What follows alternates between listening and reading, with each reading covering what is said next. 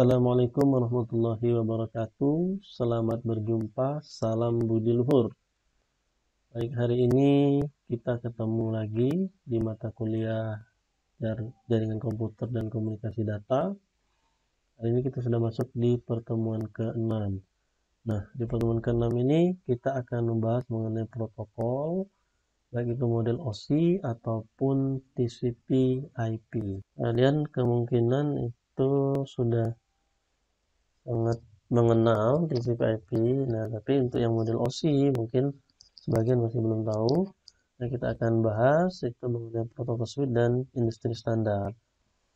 Penggunaan daripada standar ini dibuat adalah untuk memastikan bahwa perangkat dari berbagai pabrik yang berbeda atau manufaktur yang berbeda bisa bekerja secara bersama-sama untuk menciptakan komunikasi yang efisien.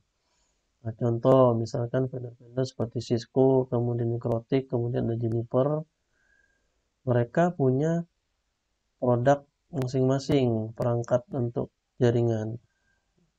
Juniper punya router, Cisco punya router, Mikrotik punya router. Nah, bagaimana nantinya jika dalam sebuah jaringan punya dua perangkat yang berbeda vendornya, misalkan routernya dari Mikrotik, switchnya dari Cisco, kemudian saling terhubung.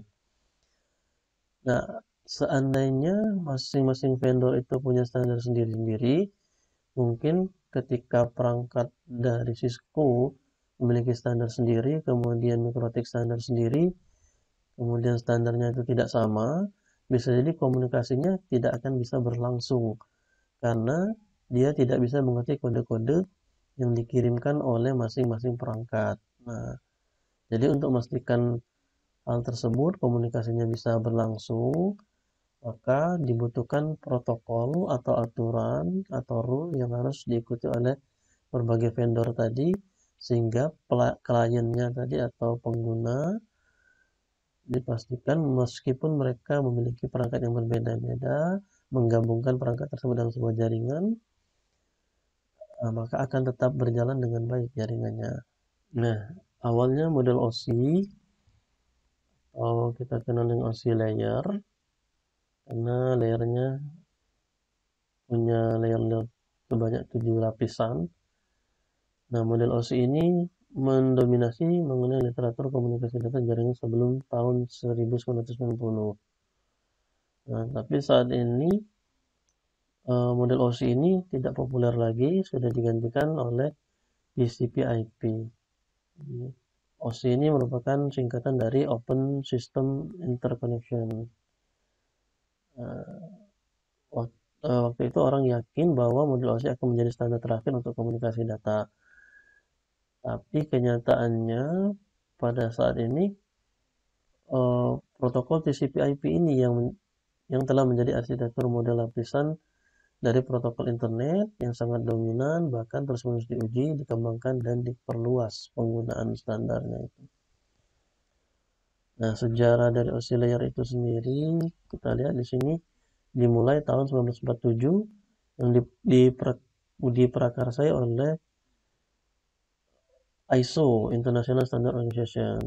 Nah, kalian pasti pernah mendengar mengenai ISO ini, misalkan ISO 9001 di kemasan produk.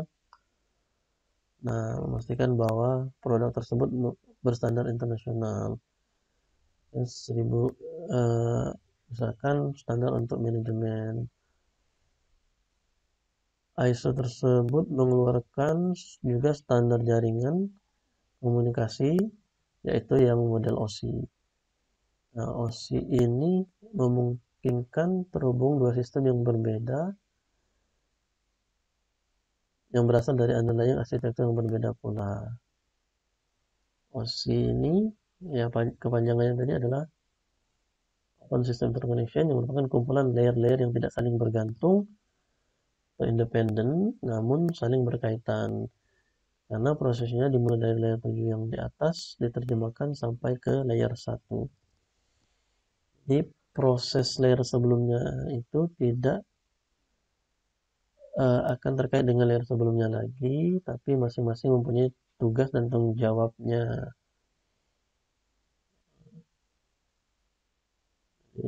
mereka punya tugas masing-masing.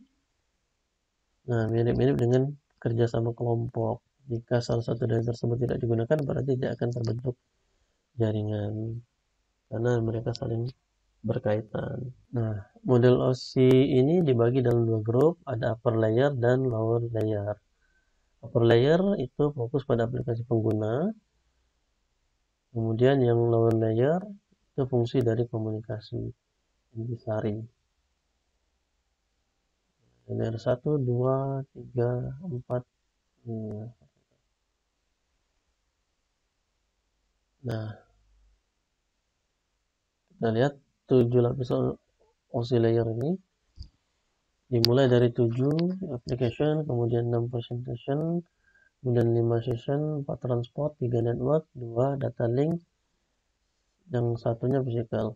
Nah, OC model ini menjelaskan proses dari encoding, formatting, segmenting, dan encapsulating data untuk pengiriman data melalui jaringan, di mana bentuk sinyal tadi atau data tadi dikirimkan dari sumber ke tujuannya, dipecah menjadi beberapa bagian yang lebih kecil, kemudian dikirimkan melalui jaringan dari hostnya, source-nya ke tujuannya atau destination. Nah, proses pembentukan segmen tadi, kemudian menentukan formatnya, kemudian menambahkan informasi header berupa alamat IP sumber dan IP tujuan, itu salah satu kerja model OC, dan jutaan dari potongan informasi ini berada di jaringan dan sangat-sangat kritis karena bisa saja terjadi kehilangan data beberapa bagian. Nah, untuk memastikan bahwa ketika ada error, ada mekanisme bagaimana proses selanjutnya agar error itu bisa diatasi dan paket tersebut bisa dikirim dan penerima menerima pesan atau data tersebut dengan baik, itu fungsi dari protokol tadi. Nah, ini yang saling terkait tadi, application layer isinya berupa data aplikasi, data sampai kepada transport, nanti ditambahkan yang namanya header berupa TCP ataupun UDP tergantung protokol yang digunakan. Nah, kalau protokolnya TCP atau UDP, dalam hal ini TCP-nya itu disebut TCP segment atau UDP-nya disebut UDP paket. Kemudian dari transport turun lagi ke network layer, ditambahkan lagi informasi baru berupa IP header, di mana isi IP header ini berupa IP datagram, kemudian turun lagi ke data link. Nah, ini sudah terbentuk network frame, ditambahkan juga frame header, kemudian frame trailer. Semuanya itu akan dibungkus yang disebut dengan enkapsulasi data. Kemudian dari network frame tersebut akan diterjemahkan dalam bentuk biner di bagian physical layer. Nah, seperti ini. Kemudian setelah diterjemahkan dalam bentuk biner, data biner tadi akan dikirimkan melalui jaringan dalam bentuk sinyal, dalam bentuk 10 atau 01 seperti itu. Nah, kemudian kita akan mulai bahas cara kerjanya di layer 1. Nah, meskipun komunikasi itu dari layer 7 karena aplikasi yang langsung terhubung dengan pengguna atau manusia. Nah, physical layer ini merepresentasikan, jadi dia harus bisa menerima sinyal yang dikirimkan di jaringan tadi yang telah diterimanya maupun menerjemahkan dari frame tadi ke dalam bentuk biner. Nah, bagi perangkat pengirim dia harus bisa menerjemahkan frame dalam bentuk biner, sedangkan untuk yang penerima dia harus bisa menerjemahkan dari bentuk biner ke dalam bentuk frame seperti itu. Nah, untuk model transmisi tipenya simplex, half duplex, atau full duplex. Nah, simplex itu satu arah, half duplex itu dua arah, dan full duplex itu dua arah bisa bersamaan. Kemudian topologi secara fisik, misalkan bentuk-bentuknya seperti star, ring, dan lain sebagainya. Nah, kalau kita lihat di sini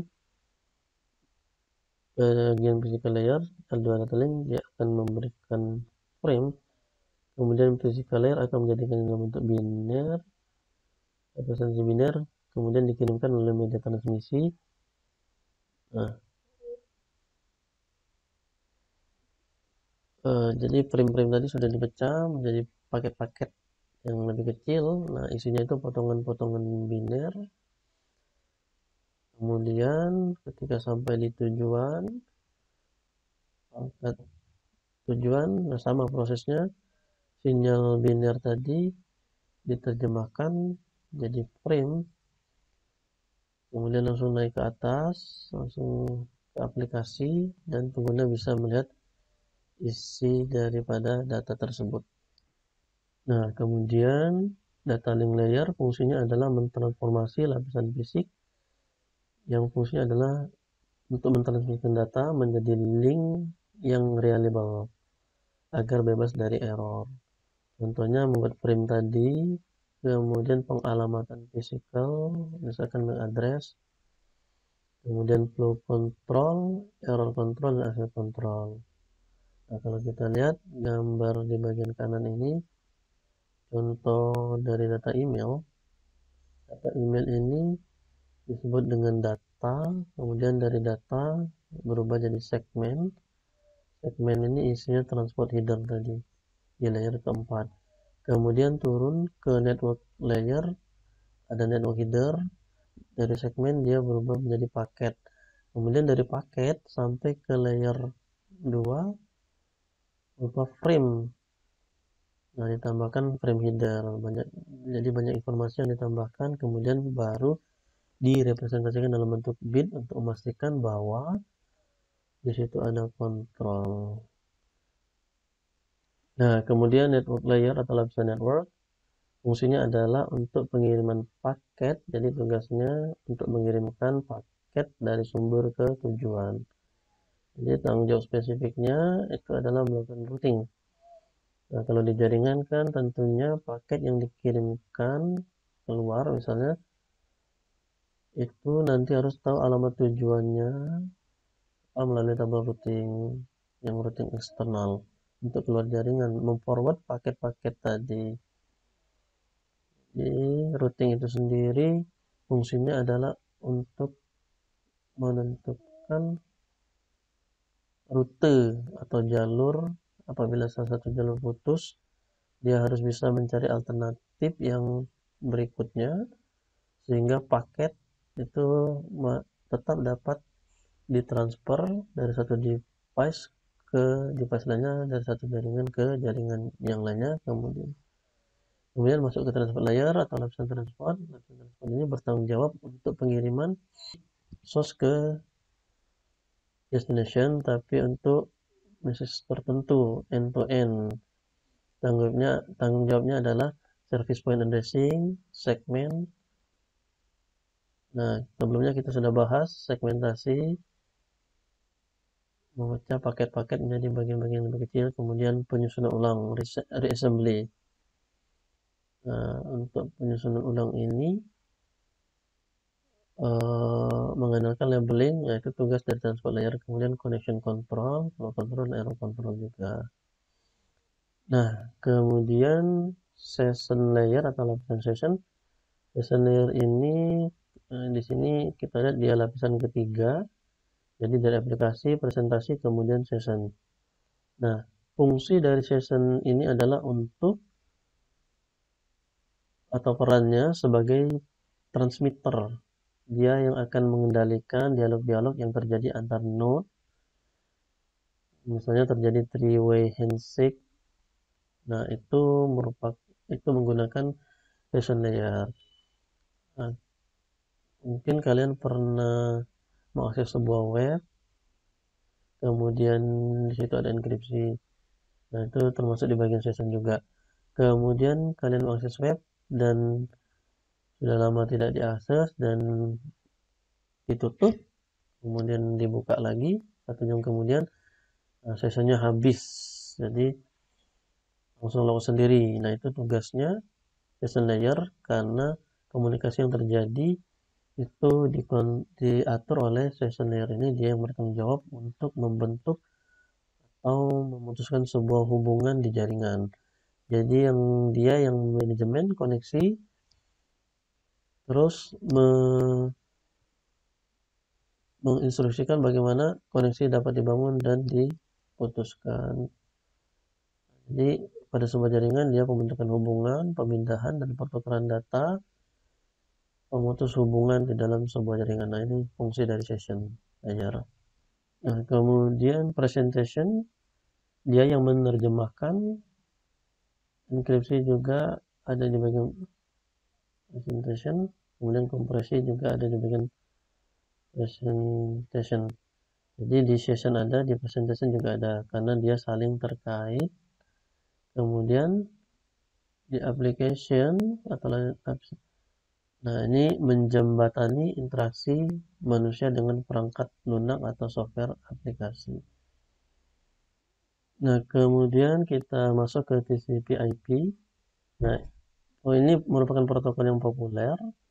Sebenarnya dia dibuat di tahun 70-an, tapi pas di tahun 90-an dia sudah tidak tergantikan lagi sampai dengan sekarang.